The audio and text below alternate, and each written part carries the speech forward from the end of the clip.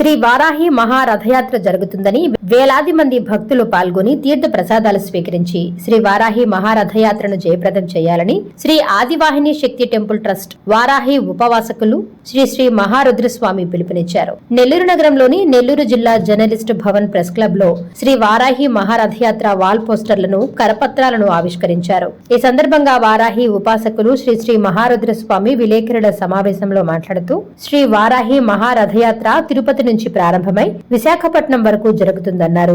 ఈ యాత్ర సెప్టెంబర్ 22వ తేదీన తిరుపతి నుంచి ప్రారంభమై 23వ తేదీ నెల్లూరు జిల్లాకు చేరుకుంటుందన్నారు.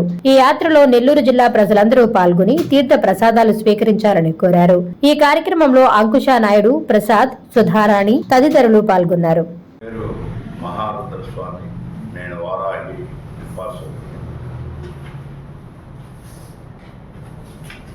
తిరుచానూరులో శ్రీ వారాహి అమ్మవారి దేవాలయం ఉంది.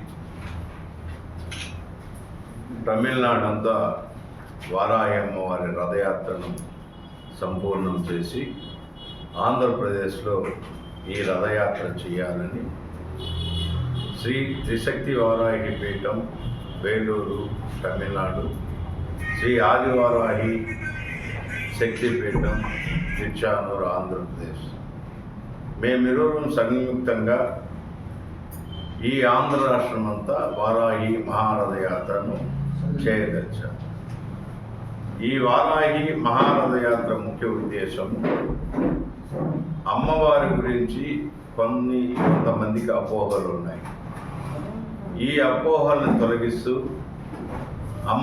అమ్మవారి యొక్క విశిష్టతను ప్రజలందరికీ తెలియజేస్తూ ఆమె ఉగ్రదేవత కాదు, వరాలిచ్చేటువంటి తల్లి, ఆమెను పిలిచిన వారికి కొంగు బంగారం అవుతుందని ప్రజలందరికీ తెలియజేస్తూ వారిని ఈ అమ్మవారి యాగంలో మమేకం చేస్తూ ఈ రథయాత్రతో పాటు పర్యావరణ పరిరక్షణ నిమిత్తమై దేవతా వృక్షాలైనటువంటి బిల్వ, మారేడు, వేప, రాగి, జమ్మి, మర్రి చెట్లను ప్రజల చేత నాటిస్తూ ప్రజలకు ఉచితంగా అందజేస్తూ ఆ రోజు సాయంత్రం ఏ పట్టణంలో అయితే మహారథయాత్ర జరుగుతుందో ఆ పట్టణంలో సాయంత్రం వేళ శ్రీ వారాహి మహాయాగం నిర్వహిస్తాం.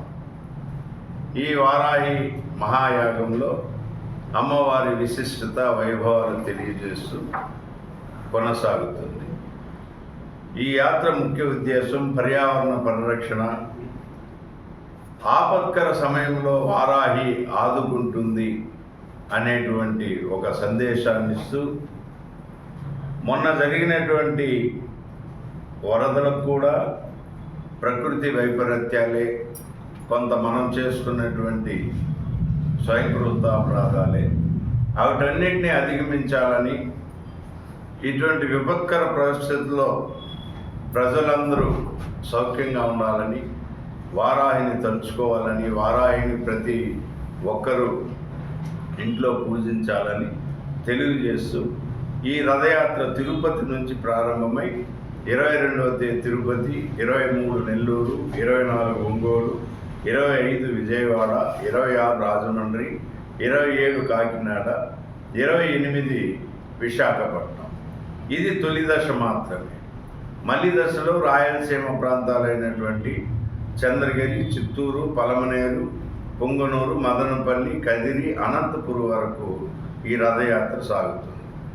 ఇలా 4 దశల్లో ఈ మహారథయాత్రను ఈ ఆంధ్రప్రదేశ్ రాష్ట్రం అంతా జరిపించాలని ఈ 2 పీఠములైనటువంటి మేము వారాహి ఉపాసకులైన మేము నిర్ణయించుకోవడం జరిగింది. ఆ నిర్ణయంలో భాగంగానే 23వ తేదీన ఈ నెల్లూరు పట్టణానికి వారాహి మహారథయాత్ర వస్తుంది. ఈ నెల్లూరు ప్రజలందరూ ఈ మహారథయాత్రలో పాల్గొని అమ్మవారి కృపకు పాత్రలు కాగలరని, యాగంలో పాల్గొని అమ్మవారి ఆశీస్సులు అందుకోవాలని మేము కోరుకుంటున్నాం. యాగ ప్రవేశం అంతా ఉచితమే.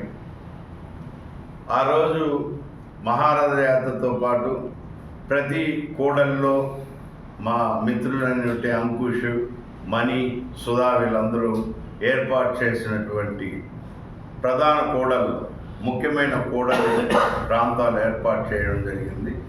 ఆ ప్రాంతంలో 15 నుంచి 30 నిమిషాలు అమ్మవారు రథయాత్ర ఆగుతుంది.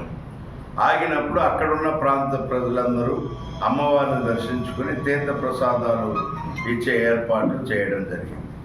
అదేవిధంగా రథయాత్రలోనే మధ్యాహ్నం వేళ ఎక్కడవుతుందో అక్కడ అన్నదానము, సాయంత్రం వేళ 6 గంటలకి ఉపన్యాసం, 6 నుంచి 7 వరకు, 7 నుంచి 8 గంటల వరకు మహాయాగం ఉంటుంది. 8 నుంచి 9 వరకు ఈ యొక్క కార్యక్రమాలకి సహకరించినటువంటి పెద్దలకి, ప్రజాప్రతినిధులకి, తరువాత సంఘ సేవకులకి, ఆధ్యాత్మిక సేవకులకి వీళ్ళందరికీ సన్మాన సత్కారాలను ఏర్పాటు చేసి తీర్థప్రసాదాలతో పాటు భోజన ఏర్పాట్లు కూడా చేయడమైనది. ఈ కార్యక్రమం పూర్తిగా ఉచితంగానే కొనసాగుతుంది ఇరుపీఠాలు ఆధ్వర్యంలో. కానీ ఈ వారాహి సేవకు సేవ చేయాలనుకునే వాళ్ళందరూ ఎవరైనా కానీ అంకుష్, మణి, సుధాని ఈ జిల్లాలో సంప్రదించండి. వాళ్ళు సేవా కార్యక్రమంలో పాల్గొనాలన్నా లేదా హితోదకమైన సాయాన్ని ఈ వారాహి సేవకు అందించాలన్నా వీళ్ళని సంప్రదించవలసిందిగా కోరుచున్నాము. అదేవిధంగా నాకు మొదటి నుంచి ఈ రథయాత్ర అనుకున్న క్షణం నుంచి సహకరించినటువంటి అంకుష్, మణి, సుధా, కోటంరెడ్డి శ్రీధర్ రెడ్డి మరియు వేమిరెడ్డి ప్రభాకర్ రెడ్డి, ప్రశాంతి గారికి, వీళ్ళందరికీ కూడా మా వారాహి పీఠాల తరఫున మనస్ఫూర్తిగా వారికి ఆ వారాహిదేవి ఆశీస్సులు ఎల్లవెల్లగా ఉండాలని, వారికి తోడుగా వారాహి నిలబడాలని కోరుకుంటూ జై వారాహి. నుండి రథయాత్ర బయలుదేరుతుంది. శ్రీ రాజరాజేశ్వరి అమ్మవారి గుడి దగ్గర ఒక 30 నిమిషాలు ఆగుతుంది. అక్కడి నుండి మన ఆంజనేయ స్వామి గుడి దగ్గర అవుతుంది.